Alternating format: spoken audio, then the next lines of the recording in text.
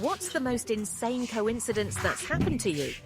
The day before my daughter was going into kindergarten, her father and I listened to the worst news of our lives. We spent the next 6 months in the hospital with her before she passed away.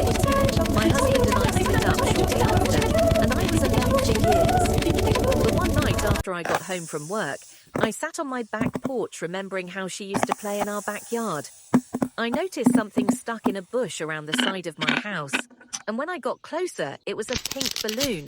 I was just going to throw it out, but saw it had a note pasted to the side.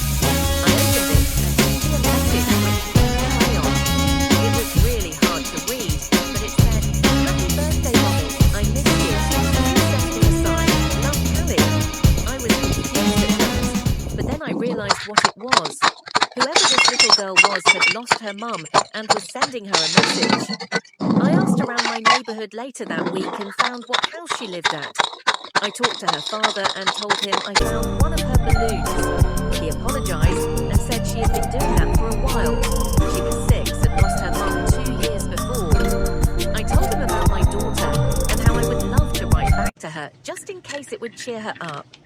I wrote her a note that said, "Hi, Callie. I found your balloon. I miss you and I'm watching over you every day. Love, Mommy." The next night, he called me and told me she was so excited. She sent another balloon up and he asked if I could do it again. After a week, he asked me to meet her, and she was the sweetest girl I've ever met. 5 years later, she's now my stepdaughter. But this morning, she said something I'll never forget. She told me she thinks she has 2 mommies.